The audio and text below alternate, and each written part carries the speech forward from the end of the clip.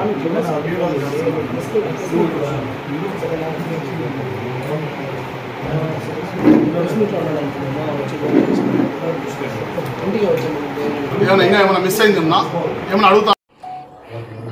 నమస్కారం. ఇక్కడికి విచ్చేసినటువంటి పాత్రికేయ పెద్దలకు, పాత్రికేయ మిత్రులకు ప్రతి ఒక్కరికి మనస్ఫూర్తిగా ధన్యవాదాలు తెలియజేసుకుంటూ, ఈ మీడియా సమావేశానికి ముఖ్య కారణం ఏదైతే గత 2-3 రోజుల నుండి పుంగనూరు నియోజకవర్గంలో కొన్ని విషయాలపైన మా ఇన్ఛార్జ్ వర్యులు కానివ్వండి, అదేవిధంగా పుంగనూరు నియోజకవర్గ తెలుగుదేశం పార్టీ నాయకులపైన కానివ్వండి, కొంతమంది వైఎస్ఆర్సీపీ నాయకులు కుట్ర పన్ని వస్తున్నటువంటి రానున్న రోజుల్లో స్థానిక సంస్థ ఎన్నికలు వస్తున్నాయి కాబట్టి అందులో భాగంగా పుంగనూరు నియోజకవర్గ ప్రజలను మభ్యపెట్టడానికి, అదేవిధంగా తెలుగుదేశం పార్టీలో ఉన్నటువంటి నాయకులను, కార్యకర్తలను ప్రలోభాలకు గురి చేసి మా నాయకుల మధ్యలో చిచ్చు రెగ్గొట్టి ఏదైతే టెర్రరిస్టులు, తీవ్రవాదులు, మతోన్మాదుల కన్నా ఘోరంగా తయారైనటువంటి కోవట్టులు కొంతమంది మా పార్టీలో చేరి ఈరోజు మా మధ్య విభేదాలు సృష్టించి తెలుగుదేశం పార్టీని, మా ప్రభుత్వానికి చెడ్డ పేరు తీసుకురావాలని చెప్పి ఎన్నో పన్నాగాలు, ప్రయత్నాలు చేస్తున్నారు. అందులో భాగంగా మొన్నటి రోజు ఏదైతే తంబల్పల్లికి సంబంధించినటువంటి జయచంద్రారెడ్డితో పాటు పుంగనూరు నియోజకవర్గ ఇన్ఛార్జీలు కూడా అక్కడ కలిశారు అని చెప్పి ఒక మహిళ ఆడియో వైరల్ చేసి లేనిపోని అబాండాలు వేస్తూ ఏదైతే మా ఇన్ఛార్జీల పైన నిందలు వేస్తున్నారో వారికి ఈరోజు సమాధానం చెప్పడానికి, అదేవిధంగా పుంగనూరు అభివృద్ధి గురించి, అదేవిధంగా తెలుగుదేశం పార్టీ అధినాయకులకు మా యొక్క విన్నపం చెప్పుకోవడానికి ఈరోజు మీ ముందుకు రావడం జరిగింది. అందులో భాగంగానే సుమాసానంగా ఏదైతే మా ఇన్ఛార్జీల పైన ఒక మహిళతో సిఎస్ అని చెప్తూ మాట్లాడినటువంటి వ్యక్తి వైఎస్ఆర్సీపీకి చెందినటువంటి ఒక కోవట్టుగా మేము భావిస్తూ ఆ వ్యక్తిని వెంటనే చట్టపరంగా శిక్షించే విధంగా చర్యలు తీసుకుంటాం. అదేవిధంగా మా ఇన్ఛార్జ్ వర్యులకు ఎలాంటి సంబంధం లేకపోయినా మా ఇన్ఛార్జ్ వర్యుల పేరు తీసుకొని, అదేవిధంగా పుంగనూరు పేరు తీసుకొని తెలుగుదేశం పార్టీని, పుంగనూరు నియోజకవర్గ తెలుగుదేశం పార్టీ నాయకులకు అబాండాలు వేస్తూ మా యొక్క కష్టాన్ని, మా యొక్క మాన ప్రాణాలు పెట్టి ప్రతిపక్షంలో కానివ్వండి, ఈరోజు అధికారంలో ఉన్నప్పుడు కూడా మేము పోరాటం చేస్తూ ఉంటే ఈరోజు మా మాన ప్రాణాలను ప్రణంగా పెట్టినటువంటి తెలుగుదేశం పార్టీ కార్యకర్తలు, 100ల మంది జైలుకు వెళ్ళినటువంటి కార్యకర్తలను ఈరోజు కించపరుస్తూ వైఎస్ఆర్సీపీ కార్యకర్తలు, నాయకులు సునకానందం పొందుతున్నారు. వాళ్ళకి సూటిగా హెచ్చరిస్తున్నాం, మీరు ఎన్ని కుట్రలు పన్నినా, ఎన్ని షడ్యంత్రాలు చేసినా కౌరవులు కౌరవులే, పాండవులు పాండవులే, మీరు గుర్తుపెట్టుకోవాలని చెప్పి హెచ్చరిస్తా ఉన్నా. అదేవిధంగా ఈరోజు మా ఇన్ఛార్జ్ వర్యులు ఏమనేది మాకు తెలుసు, మా నియోజకవర్గ ప్రజలకు తెలుసు, మా అధిష్టానానికి తెలుసు. మీరు ఎవరు సర్టిఫికేట్ ఇవ్వాల్సిన అవసరం లేదని కూడా నేను హెచ్చరిస్తా ఉన్నా.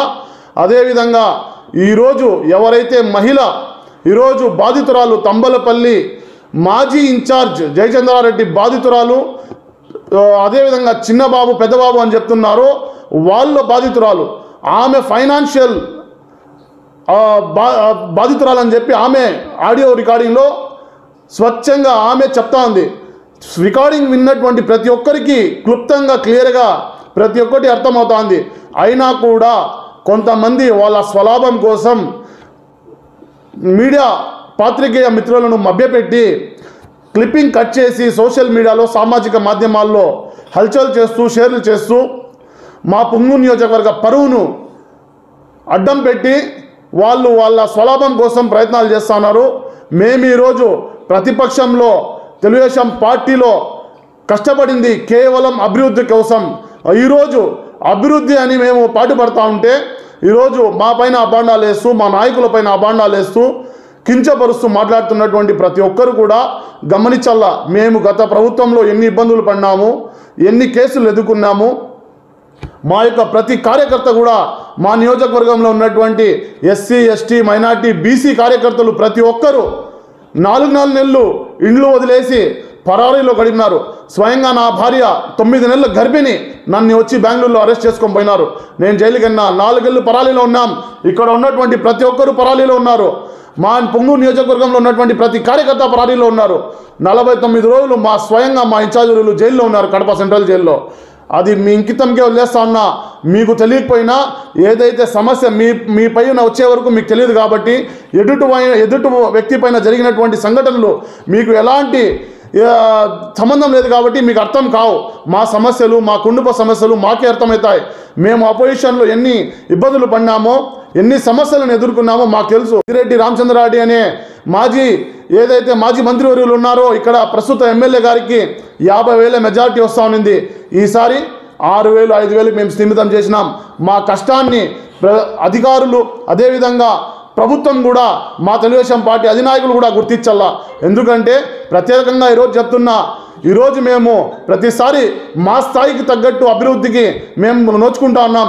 ఏదైతే రోడ్లు కావచ్చు, కాలువలు కావచ్చు, చిన్నపాటి సమస్యలను మేము తీర్చేదానికి మేము సిద్ధంగా ఉండి ప్రతి ఒక్కటి తీరుస్తున్నాం. కానీ మా స్థామతకు మించి ఉన్నటువంటి సమస్యలను మీరే గుర్తించి తీర్చాలా. ఎందుకంటే ఆ రోజు మీరు చెప్పారు, మా అధినాయకులు గారు ఒకటే చెప్పారు, మాచర్లకు పుంగనూరులకు నేను ప్రత్యేక అవకాశం ఇస్తాను, 3 సంవత్సరాలు అభివృద్ధికి నేను ప్రత్యేక దృష్టి పెడతానని చెప్పారు. కానీ ఈరోజు మీరు 17 నెలలు అవుతా ఉన్నా కూడా మా నియోజకవర్గాన్ని పట్టించుకొని పాపం లేదు. ఎందుకంటే ఈరోజు ప్రతిపక్షాలు రోడ్లో వచ్చి నాట్లు నాటుతా ఉంటే కూడా మాకు తలెత్తుకునేదానికి సిగ్గుగా ఉంది. సార్, దయచేసి మా పరిస్థితి అర్థం చేసుకోండి. మాకు పదవులు లేకపోయినా పర్వాలే, మాకు గౌరవంగా బతకడానికి అవకాశం కల్పించండి. ఈరోజు మేము కేవలం మిమ్మల్ని చూసి ఒక విజనరీ నాయకుడు అని చెప్పి మీకోసం మిమ్మల్ని ముఖ్యమంత్రి చేయడానికి పుంగనూరు నియోజకవర్గంలో చల్లా రామచంద్రారెడ్డి గారిని ఎమ్మెల్యే చేయడానికి కేవలం మేము రాజకీయాల్లో వచ్చినాం. ఈరోజు మీరు అది గమనించాలా. ఆ రోజు మీరు చెప్పారు, మాచర్లకు పుంగనూరుకు ప్రత్యేక దృష్టి పెడతా, అభివృద్ధి పదంలో తీసుకెళ్తా, ఒక విజనరీ నాయకుడు అని చెప్పి మేము నమ్మి మిమ్మల్ని మీ అడుగుజాడలో నడిచినాం.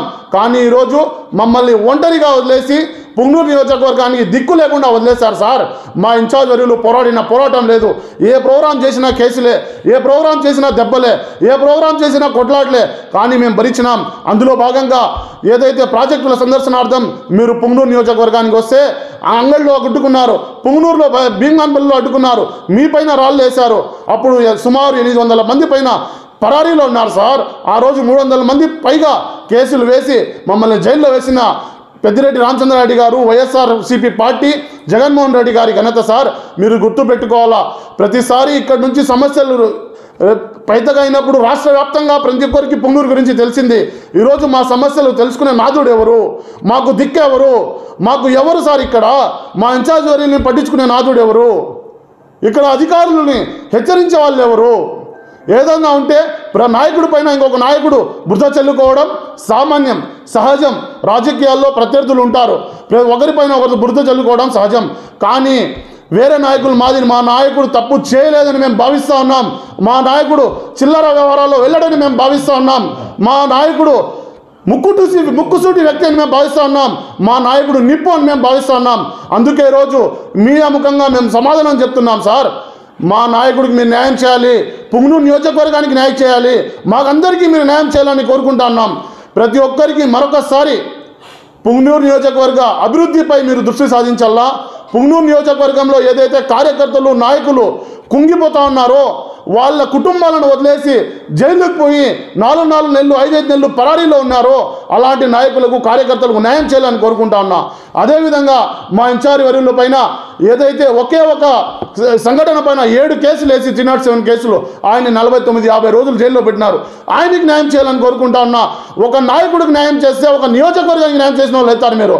ఈరోజు మీరు వాళ్ళని గాలికి వదిలేసి వాళ్లకు ఇష్టం లేని వ్యక్తులు ఆయన పైన అపాండాలు వేస్తూ ఉంటే, కుట్రలు, కుతంత్రాలు, షడ్యంత్రాలు చేస్తూ ఉంటే మీరు చూస్తూ ఊరుకుంటా ఉంటే మా కడుపు కాలుతా ఉంది. సార్, మేము వ్యాపారాలు చేసుకున్నాం, మేము మా వ్యాపారాలను వదులుకొని రాజకీయం చేసినాం, మా కుటుంబాలను వదిలేసి రాజకీయాలు చేసినాం, మా బిడ్డలను వదులుకొని రాజకీయాలు చేసినాం. 9 నెలల నా భార్య బాలింత. సార్, ఆ రోజు నేను అరెస్ట్ అయ్యి వచ్చినా నాకు తెలుసు ఆ బాధ ఎట్లుంటుందని.